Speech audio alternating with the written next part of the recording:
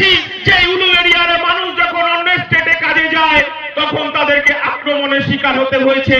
আপনারা জানেন উড়িষ্যাতেও ঠিক তেমনি ভাবেই আমাদেরকে আক্রমণ করা হচ্ছে। আমরা বলতে চাইছি, আপনি এই রাজ্যের শ্রমজীবী মানুষের নাকি অভিভাবিকা মমতা বন্দ্যোপাধ্যায়, সংখ্যালঘু মানুষের অভিভাবিকা, যখন এখানে জব কার্ডের কাজ চুরি করেছে তৃণমূল, যখন একটার পর একটা জুট মিল বন্ধ হয়ে যাচ্ছে, আমরা বলতে চাইছি তৃণমূলের নেতাদের সঙ্গে জুট মিলের শ্রমিকদের, জুট মিলের মালিকদের সঙ্গে কি সম্পর্ক, কিভাবে শ্রমিকদের শোষণ করা হচ্ছে আমরা জানি। কিন্তু আমরা তারপরও গরিব খেটে খাওয়া শ্রমজীবী মানুষকে নিয়ে যে লড়াই আমরা দিচ্ছি, আজকে মমতা বন্দ্যোপাধ্যায় পারতেন না যে উড়িষ্যার যিনি মুখ্যমন্ত্রী আছে তাকে ফোন করে যে তাকে বলতে পারতেন যে আমার বাংলার মানুষ যারা গেছে তাদের উপর যে আক্রমণ হচ্ছে আপনাকে 24 ঘন্টার মধ্যে ব্যবস্থা নিতে হবে, না হলে আমার রাজ্য সরকারও সে কিন্তু ব্যবস্থা নেবে। মমতা বন্দ্যোপাধ্যায় সেই কাজটা কিন্তু করছেন না। শুধু এটা মমতা বন্দ্যোপাধ্যায় করছেন না, এটুকু আমরা জানি কেন করছেন না, কারণ এই লুটের রাজত্ব চালাচ্ছে মমতা বন্দ্যোপাধ্যায়।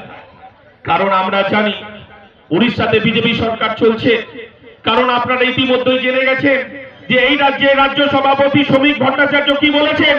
শ্রমিক ভট্টাচার্য বলছেন 1998 সালে তৃণমূলের যখন জন্ম হয়, লেবার রুমে যদি অটল বিহারী বাজপেয়ী, লালকৃষ্ণ আদবানি, জর্জ ফার্নান্ডেজ, রাজনাথ সিং যদি না উপস্থিত থাকতেন তাহলে এই তৃণমূল দলটার জন্ম হতো না। মুকুল রায় বলে দিয়েছেন যাহাই বিজেপি তাহাই তৃণমূল, যাহাই তৃণমূল তাহাই বিজেপি।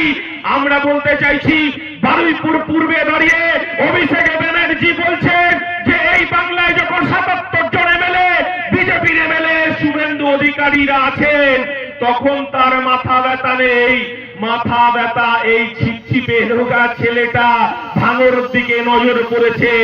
আমরা বলতে চাইছি যে এই বাংলায় গরিব পিছিয়ে পড়া মানুষ, শ্রমজীবী মানুষ, আদিবাসী, দলিত, সংখ্যালঘু মানুষ, মতুয়া, নমশূদ্র, যখন এই ভারতবর্ষে এসআইআর চলছে, আমার ভোটাধিকার থাকবে কি থাকবে না, আমার ভোটের নাম থাকবে কি থাকবে না, যখন আমরা আতঙ্কের মধ্যে আছি, তখন আমার নওশাদ সিদ্দিকী বলছে একটাও যদি বৈধ ভোটারের নাম যদি বাদ দেয় রাজপথেই বুঝে নেব, সুপ্রিম কোর্টেই বুঝে নেব আমরা।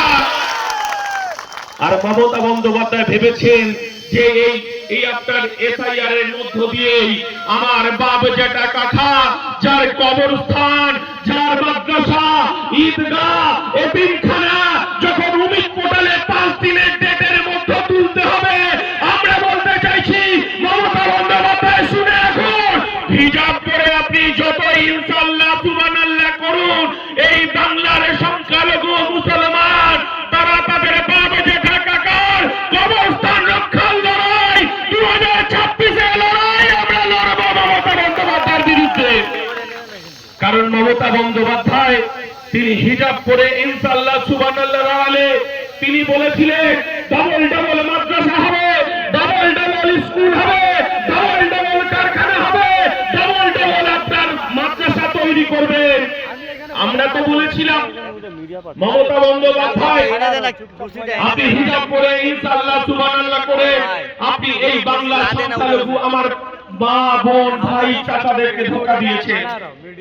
কারণ আমরা দেখেছি যখন মমতা বন্দ্যোপাধ্যায় ধর্মতলায় রেড রোডে দাঁড়িয়ে যখন ঈদের নামাজ দোয়া আদায় করতেন হিজাব পরে ইনশাআল্লাহ সুবহানাল্লাহ করে, আমি একটা হিন্দু পরিবারের ছেলে, আমার দুর্গা পুজোয় 4 দিন ছুটি হয়, আমার কালী পুজোয় ছুটি হয়, রামনবমীতে ছুটি হয়, এই বাংলার সংখ্যালঘু মুসলমান মমতা বন্দ্যোপাধ্যায়ের কাছে আমার ইন্ডিয়ান সেকুলার ফ্রন্ট আমরা বহুবার চিঠি করেছি মমতা বন্দ্যোপাধ্যায়কে, আমার দুর্গা পুজোয় যদি 4 দিন ছুটি হয়, আমার কালী পুজোয় যদি ছুটি হয়, রামনবমীতে যদি ছুটি হয়, তাহলে ঈদে আমার মুসলমান ভাইদের জন্য 2 দিন ছুটি কেন হবে না?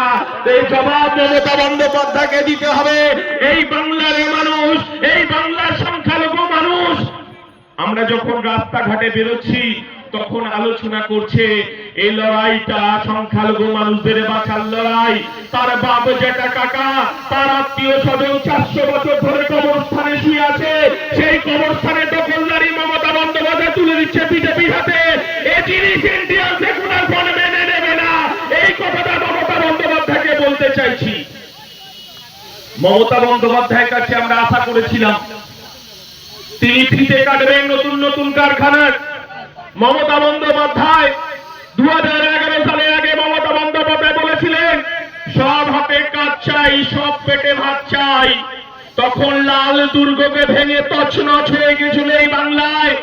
সিপিএম বামফ্রন্ট সরকার চলে গিয়েছিল। এই বাংলার সংখ্যালঘু মানুষ, এই বাংলার আদিবাসী দলিত মানুষ মমতা বন্দ্যোপাধ্যায়কে ভরসা করেছিল যে সব হাতে কাজ চাই, সব পেটে ভাত চাই।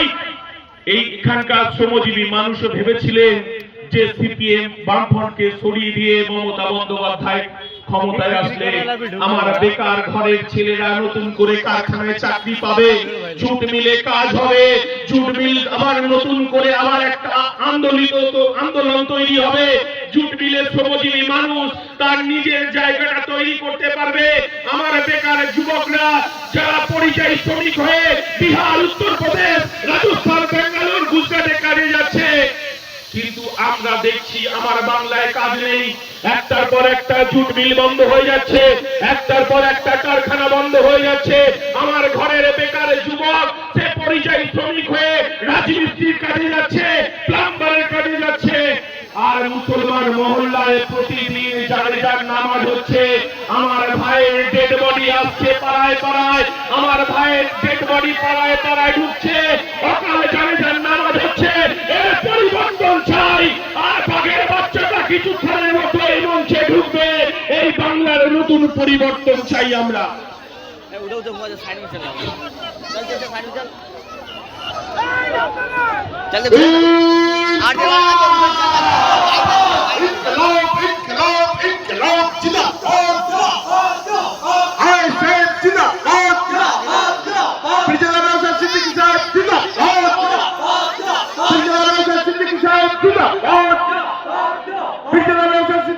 स्वागतम